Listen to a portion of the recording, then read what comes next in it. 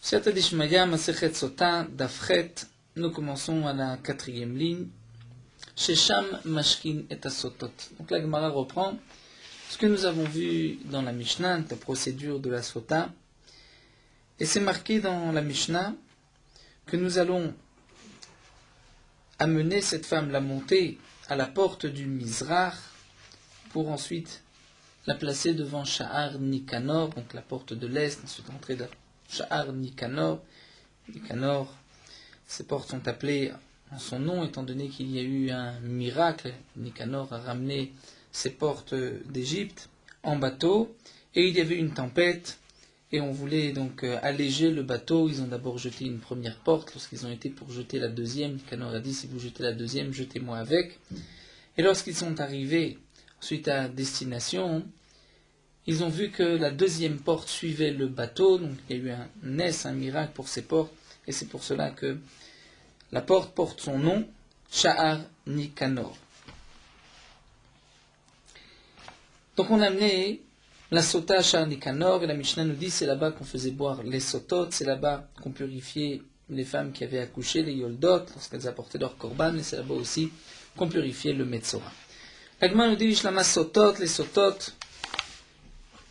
Encore, nous avons un pasouk d'Irtiv et Mida Kohen et Aisha Lifnei Hashem. Le Kohen va placer la femme devant Akadosh Baruch Hu, c'est-à-dire devant la porte qui est l'entrée de la Zara vers le Noël Moed.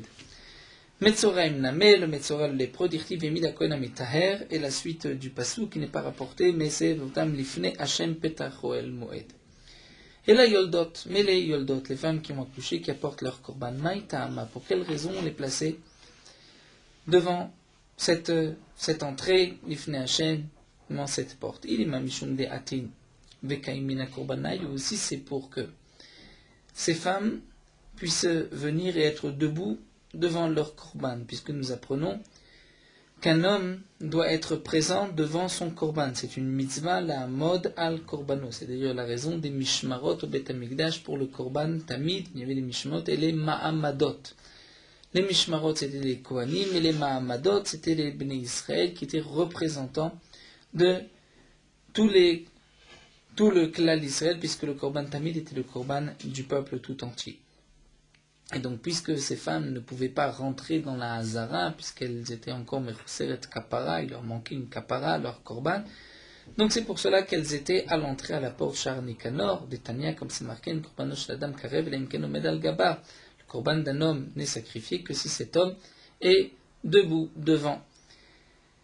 Mais demande la Gemara, si c'est ainsi, si c'est la raison, yachiz avin vezavotna, mais la Mishnah aurait dû mentionner aussi un homme qui est impur d'une impureté de ziva, ou une femme, une zava, eux aussi doivent apporter un korban, ils ne peuvent pas rentrer, et pourtant ils doivent être debout devant leur korban. Donc on devrait dire aussi qu'ils sont debout devant cette porte. La Gemara répond, inachina, mais c'est vrai que le Tana a seulement mentionné Yoldot, mais il y a aussi Zavin les Avod, le Tana Chadam Inaïnakat, le Tana a juste rapporté un cas parmi d'autres.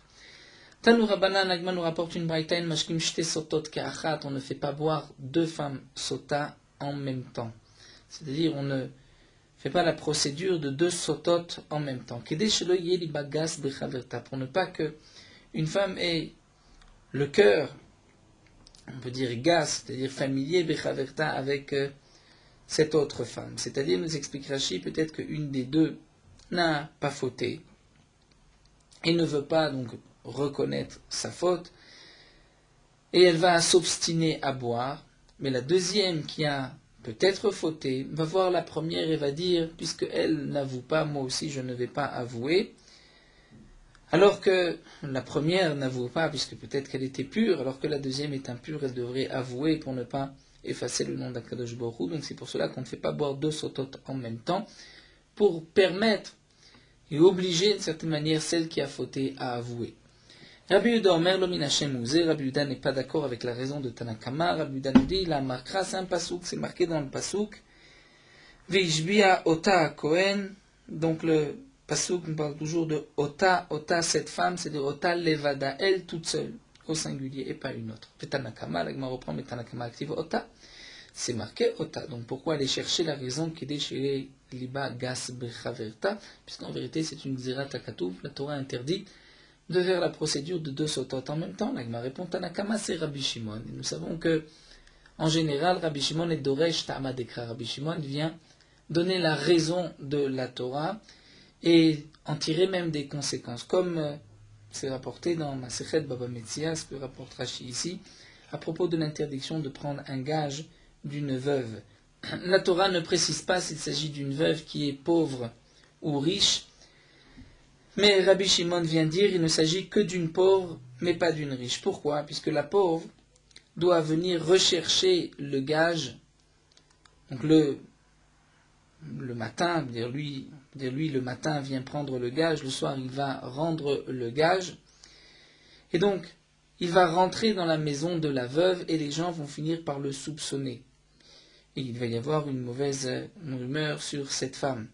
C'est donc pour cela que la Torah interdit de prendre le gage, parce que n'oublions pas que la Torah ordonne de rendre le gage, c'est un coussin, une couverture, de rendre ce coussin, cette couverture, la nuit à la personne à qui on a pris ce gage. Donc une femme, almana, une veuve, qui est pauvre, elle a besoin de ce coussin. Donc l'homme doit revenir ramener cet objet. C'est pour cela, nous dit Rabbi Shimon, que la Torah interdit. Mais si c'est une femme qui est riche, même si elle est veuve, la Torah n'a pas interdit, bien que la Torah n'a pas précisé qu'il s'agit de la almana aniya, mais nous dit Rabbi Shimon, il faut comprendre la raison de la Torah. Donc d'après la raison de la Torah, on peut déduire cette nafkamina, la halacha, qu'une veuve riche, étant donné qu'il n'est pas nécessaire de venir rendre l'objet, étant donné qu'elle en a d'autres, donc là on pourrait prendre un tel gage. Eh bien, Rabbi Shimon, lui, est Doresh ici aussi Ta'ama Dekra. Rabbi Shimon vient dire, voici la raison de la Torah. Ma ta'am ka'amar, quelle est la raison de la Torah? Ma ta'am ota levada, pourquoi la Torah précise, c'est juste cette femme toute seule qui est shelo yiliba gaz bechaverta. Donc Rabbi Shimon vient dire, c'est pour ne pas que cette femme soit familière, c'est-à-dire que elle n'avoue pas, puisqu'elle a à côté d'elle une femme qui n'avoue pas. Maï benayo, et quelle est la conséquence, la halakha, si on explique comme Rabbi Shimon ou comme Tanakama? La Gemara répond qu'abenayo rotetet. Lorsqu'il y a une femme qui tremble, on voit une femme trembler, elle a peur de boire cette préparation.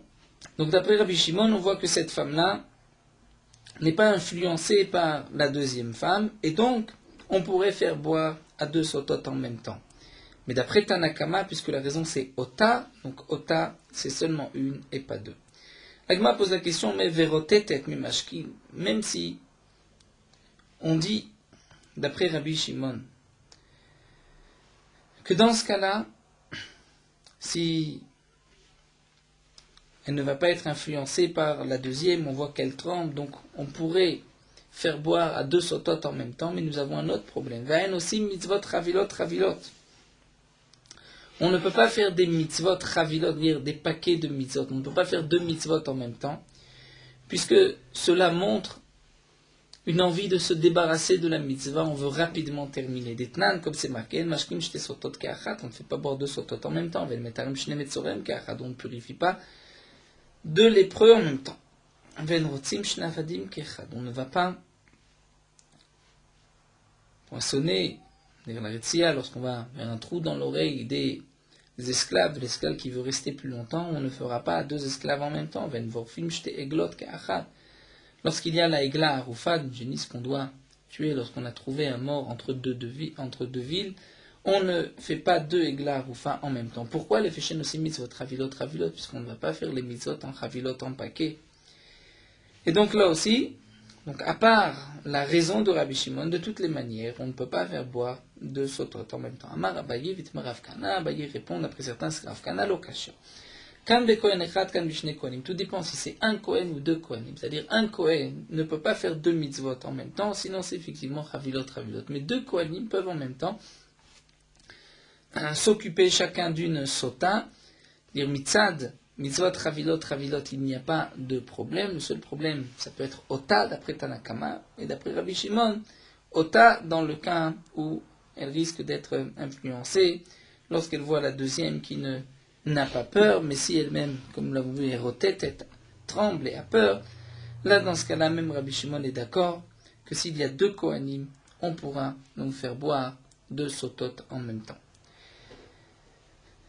Nous revenons à la Mishnah, c'est marqué Va Kohen ochez bibigdea, le Kohen doit attraper ses habits, les déchirer, Tanu Rabbanan, nous avons une braïta. La braïta nous dit, Upara et rosh Aïcha.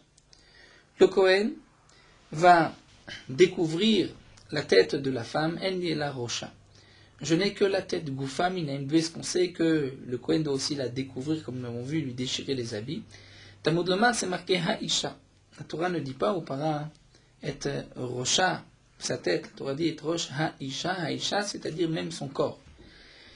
Imken, c'est ainsi, Talmud Lomar, Upara et rosh, il faut dire rosh, ce n'est pas marqué et rocha. Donc, Upara et rosh, pourquoi la Torah dit Upara et rosh? Pourquoi la Torah nous parle de la tête? Puisque même le corps, on doit découvrir. Mais la Metch, la Kohen Soter, etc. De là, on apprend que le Kohen, pas seulement va lui découvrir la tête, mais va aussi lui défaire les cheveux pour la déshonorer et l'enlaidir aussi. Rabbi Yehuda Omer, Imaya Liba Nae, nous avons vu dans la Mishnah que c'est d'après Rabbi Yehuda, si cette femme avait belle apparence, donc il ne fallait pas la découvrir, de peur que les Kohanim, les jeunes Kohanim, vont ensuite avoir de mauvaises pensées, puisqu'ils ont vu cette femme en partie dénudée.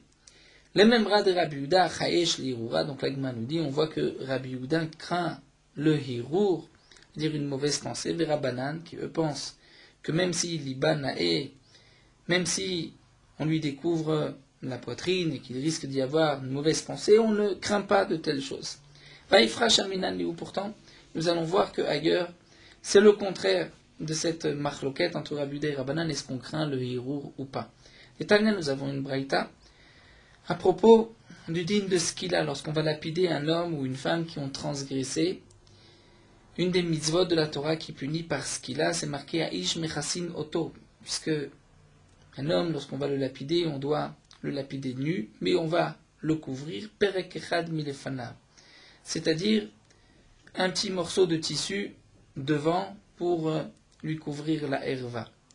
Veisha Shneprakim, la femme, lorsqu'on va la lapider, c'est deux morceaux de tissu, Echad Milefanav, Echad Nache, un de devant, un de derrière. Mais Pnei Shekula herva, étant donné que c'est toute une herva, c'est-à-dire, Rashi nous explique, de devant et de derrière, on voit la herva. Divrei Rabbi Yehuda sont les paroles de Rabbi Yehuda. Donc d'après Rabbi Yehuda, la femme va être aussi lapidée nue, on va juste lui couvrir la herva milefanem lacha. Chachamim omrim, aish niskal arom, aisha niskelet aroma. Les Chachamim pensent que l'homme va être lapidé nu, mais la femme, on ne la lapide pas nue.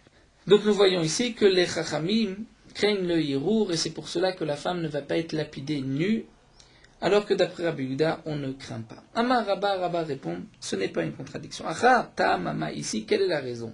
Pourquoi à propos de la sota, Rabbi Yehuda dit qu'on ne peut pas la découvrir si cette femme est belle, chez Matetse mi bedin zakaït, de peur qu'elle va sortir du bedin zakaït, c'est-à-dire innocente, veidgaru ba pichekeuna, et les jeunes kohanim qui l'ont vue en partie nue vont ensuite courir après elle, nous dit Rashi, toute sa vie. Attends, mais là-bas, dans le cas de la skila, à Mistalka, cette femme, on va la tuer, on va la lapider. Donc, d'une manière, même si les kohanim vont la voir, il ne va pas y avoir de hirour, puisque cette femme va être tuée sur le moment. Ritema, peut-être que tu vas dire, c'est-à-dire là-bas, dans la skila, les hommes qui étaient présents vont ensuite les guérouiller bacharnété, vont ensuite penser à d'autres femmes et vont courir derrière d'autres femmes, puisqu'ils ont vu une femme nue. Amar Rava nous dit non, nous avons appris de nous mettre que le Yitzhara n'a de prise que sur ce que les yeux voient. Et étant donné que cette femme, elle est lapidée, donc il n'y a pas de Yitzhara pour elle. Pour les autres, étant donné que ce n'est pas les autres que les hommes présents ont vu nus, donc c'est pour cela qu'il ne va pas y avoir de mauvaises pensées. Amar Rava, mais Rava reprend et dit des Rabbi Yehuda, Kashia, des Rabbanan, lo Kashia. Toute la question n'était que sur Rabbi Yehuda, on vient de répondre d'après Rabbi Yehuda. Pourquoi dans la skila, on ne craint pas le hirour, dans la sota, on craint le hirour. Donc c'est vrai, on a répondu d'après Rabbi Yehuda, dans la skila, on ne craint pas le hirour, puisque elle va être tuée. Les autres femmes, il n'y a pas de marshava, puisque c'est elle qu'on a vue et pas une autre. Alors que pour la sota, peut-être qu'elle va sortir innocente et elle qui a été vue ainsi, les jeunes Kohanim risquent ensuite de courir derrière elle. Pourquoi les Piré Keuna, nous dit Rachid, les jeunes Kohanim? Parce que c'était en général les jeunes Kohanim qui étaient présents. Mais Ouadin pour le reste du peuple qui peut être présent. Donc la question continue d'après les Chachamim. C'est que d'après les Chachamim, on voit dans la Mishnah que même si cette femme, on va la découvrir, on ne craint pas les mauvaises pensées, on ne craint pas le hirour. Alors que dans la skila, les Chachamim pensent qu'on ne va pas la lapider nue, donc on craint le hirour. Et la marava, Ravad nous dit Rabuda Lokash. Effectivement, la question de Rabuda contre Rabuda Lokash n'est pas une question qui est des Shalin, comme on a répondu. Et pour Rabuda, on a déjà répondu. Des Rabbanan, de Rabbanan, Nam et Lokash. Même la contradiction des Chachamim, ce n'est pas une question. Pourquoi? Harata Mamai Mishum. La raison ici des Chachamim, c'est parce que dans le Pasuk, c'est marqué Venivaseru Kol Anashim. C'est-à-dire, pourquoi, d'après les Chachamim, on doit déchirer ses vêtements? Parce qu'il faut que les autres femmes prennent du Moussa, Venivaseru. C'est-à-dire lorsqu'elles vont voir cette femme à qui on a fait honte, on a déshonoré, qu'on a découvert. Donc c'est pour cela qu'il faut la découvrir. Et à ce moment-là, les autres femmes vont faire attention et ne vont pas non plus s'isoler. Mais à Tam, là-bas, dans le cas de l'Amita, c'est-à-dire dans le cas de la skila, étant donné qu'on va les tuer, donc il n'est pas nécessaire de découvrir la femme, de lui faire honte, étant donné que il n'y a pas un plus grand Yisur Gadol Mizé, c'est-à-dire que toutes les femmes qui vont savoir que cette femme a été lapidée vont avoir donc un moussard de cela et vont faire attention.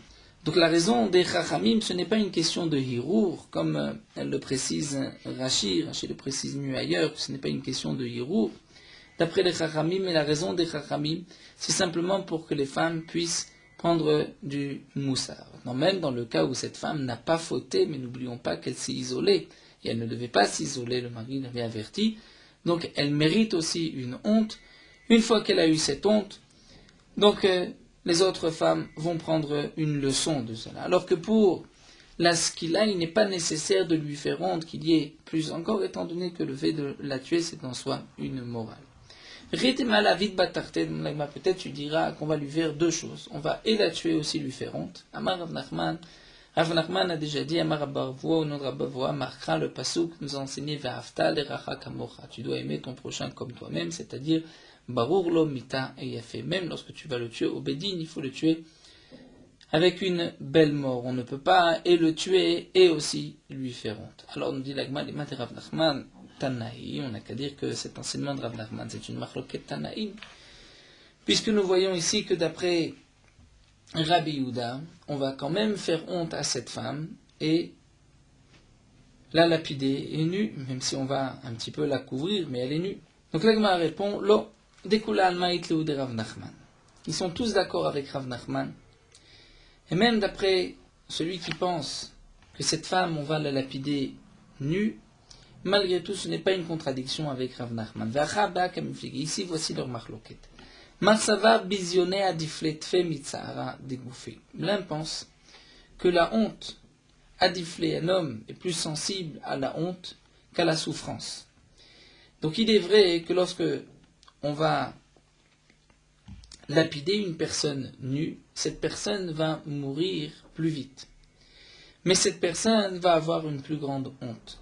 La question est de savoir quelle est la chose que la personne préfère, la personne qui va être tuée. Est-ce qu'elle préfère mourir plus rapidement, même si elle va avoir honte et donc moins souffrir, ou elle préfère souffrir un peu plus, mais ne pas avoir honte. Donc l'un pense visionner à Diflet Femitsara que la honte, c'est aux yeux de la personne plus important que la souffrance. Donc on préfère être lapidé, habillé, même si on va souffrir un peu plus. Ou Marsaba, l'autre pense que non, Tsara dégouffa à Diflet Femivision. La personne fait plus attention et plus attentive. C'est plus important la souffrance que la honte. Donc elle préfère être lapidée nue afin de mourir plus vite. Donc c'est pour cela que les Chachamim pensent qu'il faut lapider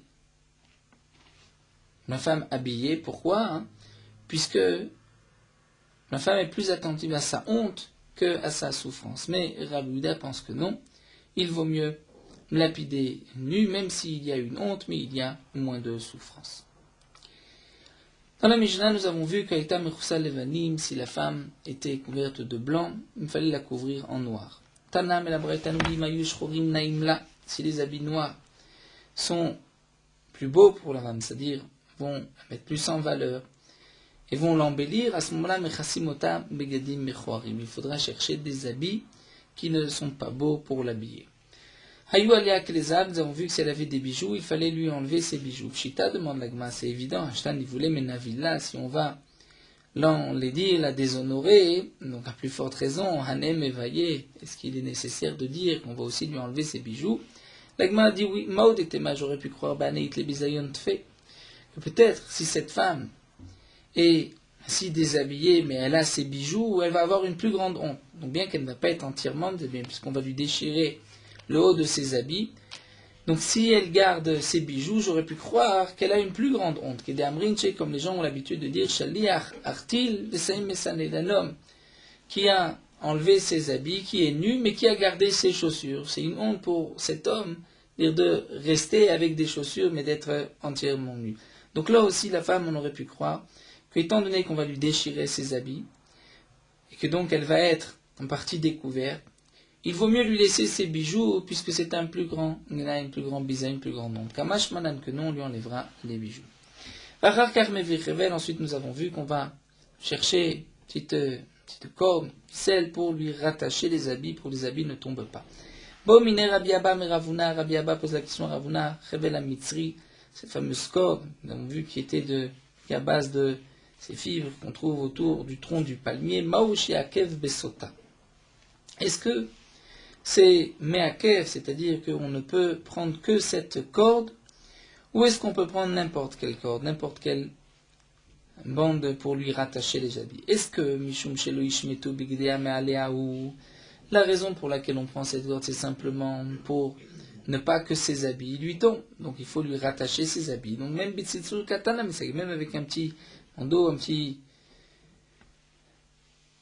petite ficelle, c'est suffisant. Odilma, Mishum Damarmar, ou peut-être que non, peut-être qu'il y a une raison particulière du Chevel HaMitzri, puisque nous verrons par la suite l'Ambrita qui nous dit que cette femme-là, Chagralo Betsilsul, c'est-à-dire cet homme avec qui elle a fauté, elle s'est bien arrangée, elle a mis une ceinture pour l'attirer, donc une ceinture particulière, les Firar, Kohen Mevi Chevel HaMitzri. Donc c'est pour cela que le Kohen va chercher une corde qui est donc le contraire d'une belle corde, c'est-à-dire, si on peut dire,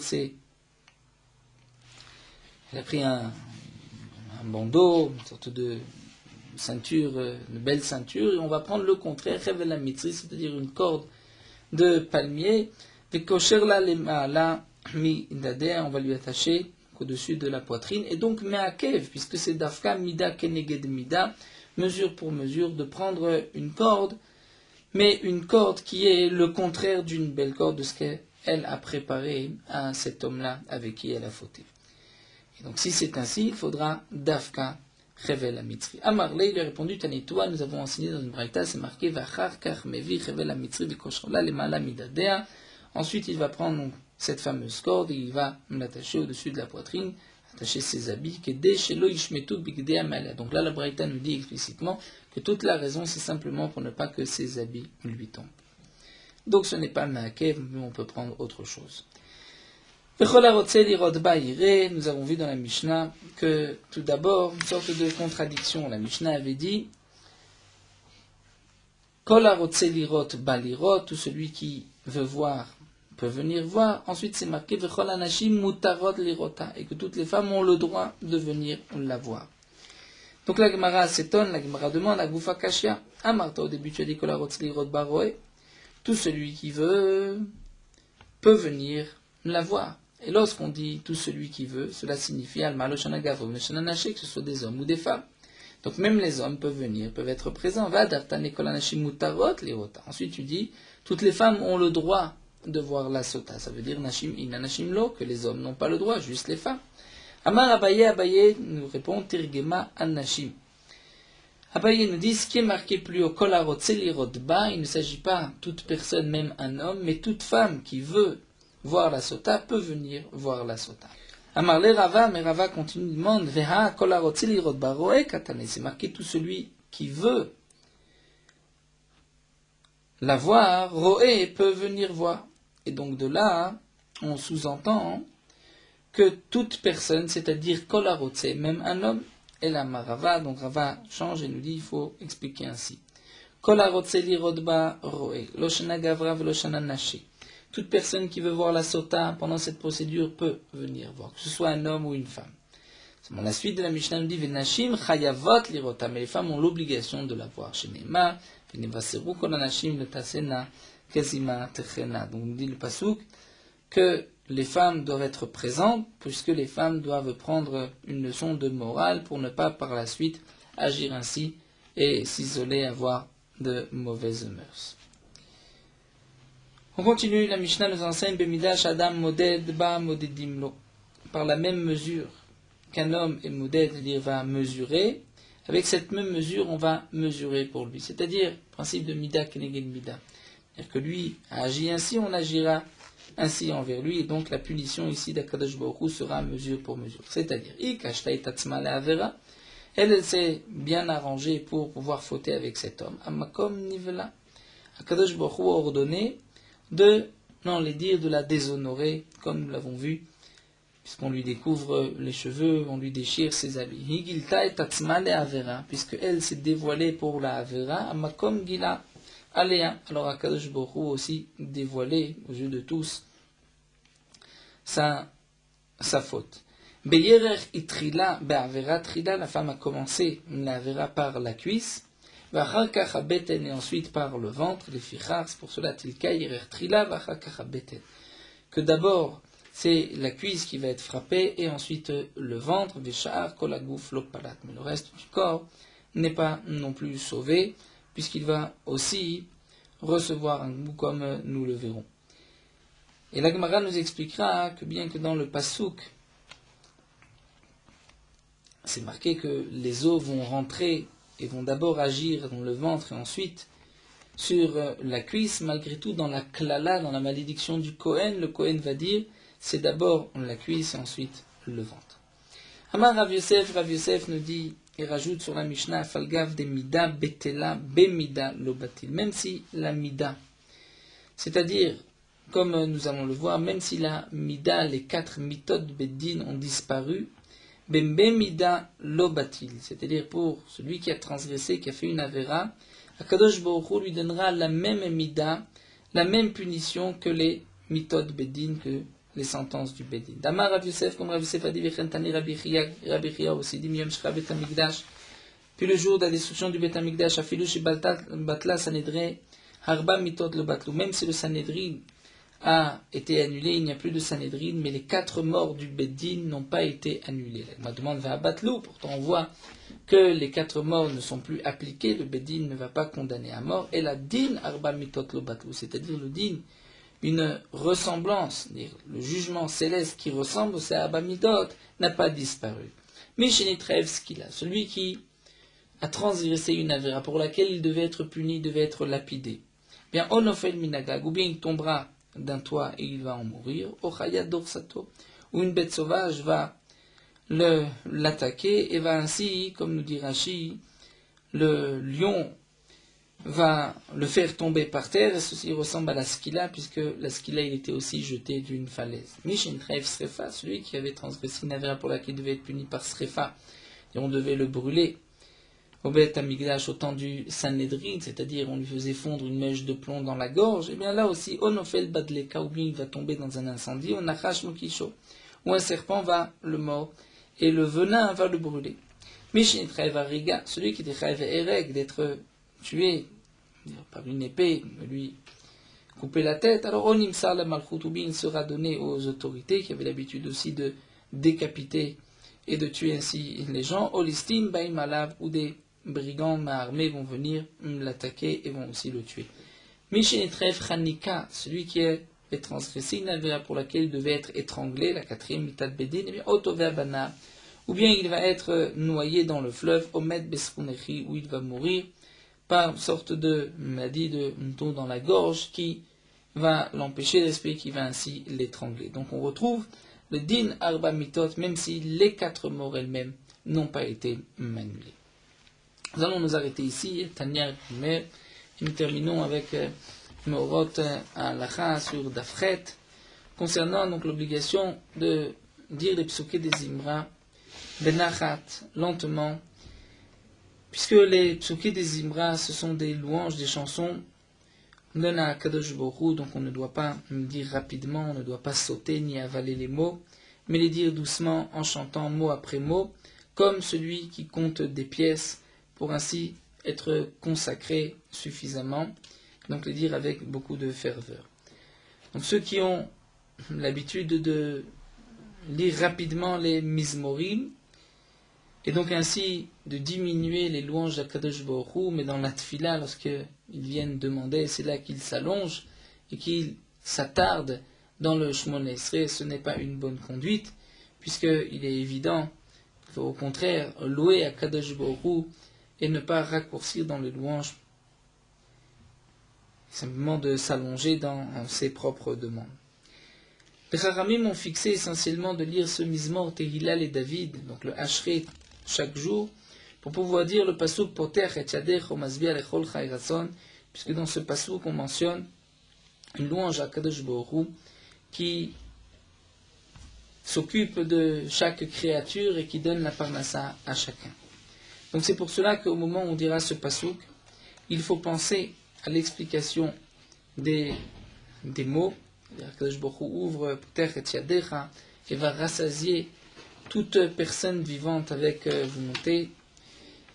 Et si un homme n'a pas eu la kavana, il doit reprendre et redire une fois le pasuk Poter et Yadecha. Même si on a terminé Ashrei, et on s'en souvient qu'on n'a pas eu de kavana de dire Poter et Yadecha, on doit reprendre le pasuk.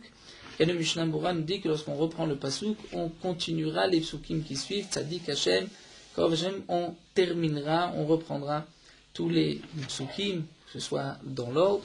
Si on se souvient de ne pas avoir eu de kavana après avoir mentionné d'autres mizmorim et que nous n'avons pas le temps de revenir sur ces psukim, alors après la tfila, il faudra au moins reprendre Poter et Yadecha et terminer jusqu'à la fin du mizmor.